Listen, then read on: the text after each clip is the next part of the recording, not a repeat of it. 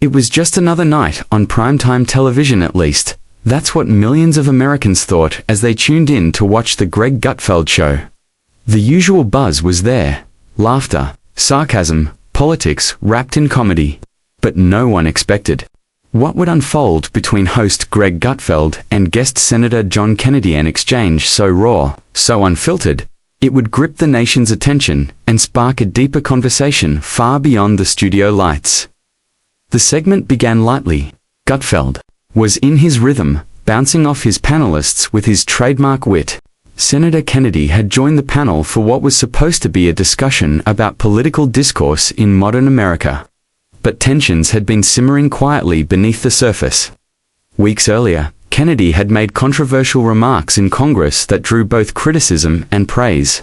Gutfeld, known for his sharp tongue, wasn't going to let that slide. About 10 minutes into the discussion, Gutfeld leaned forward, his smile thinning into something more pointed.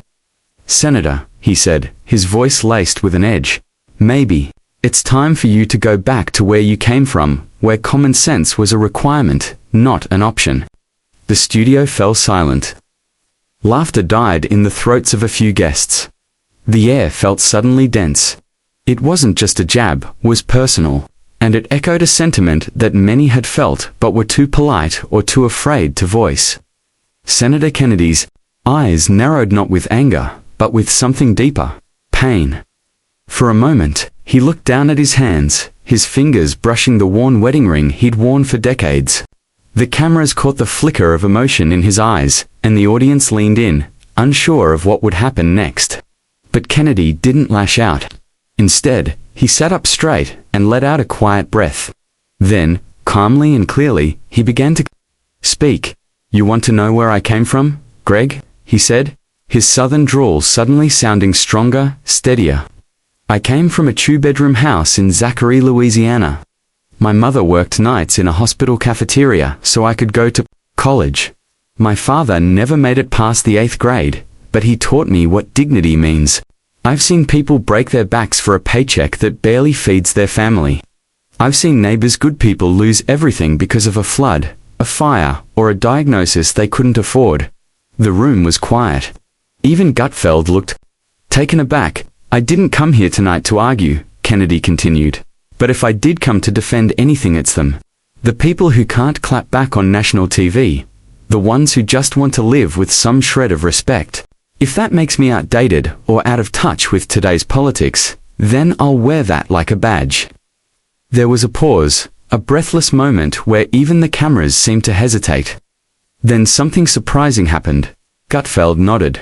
Not mockingly, not sarcastically, but with genuine respect.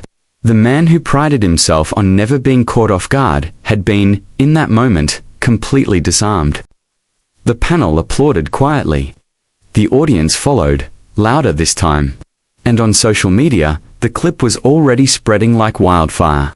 People weren't just sharing the exchange, they were talking about it, debating it, feeling something they hadn't felt in a long time from a political talk show: hope. The next day, morning news shows replayed the moment over and over.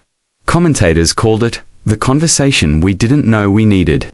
Some criticized Gutfeld for crossing a line, others praised him for starting an honest dialogue, but nearly everyone agreed. Kennedy's response had reminded the country of something too often forgotten in the chaos of politics: empathy. In the days that followed, Kennedy's office was flooded with letters, emails, and calls. Not all were supportive, but many were heartfelt. One, from a retired schoolteacher in Michigan, read, "Thank you for reminding us what it means to serve not a party, but the people." As for Gutfeld, he opened his next show with a rare moment of sincerity. "We poke and prod here for entertainment," he said. "But sometimes, you get hit with a truth that humbles you. Last night, I got hit." The story had no villain, no perfect hero, just two men, deeply flawed and fiercely passionate, meeting at a crossroads and choosing to talk instead of tear. It was uncomfortable, it was unscripted, but it was real. And in a media landscape filled with noise, that moment of truth was louder than anything else. By the end of that week, something unexpected had happened. People started having more conversations like it, not just on TV, but at kitchen tables, in workplaces, on front porches, conversations where people listened, even when they didn't agree, where they remembered that beneath the titles and soundbites, we're all just trying to make it through this life with a little dignity. And maybe, just maybe, that was the real message of the night. That listening isn't weakness. That speaking from the heart can still move people.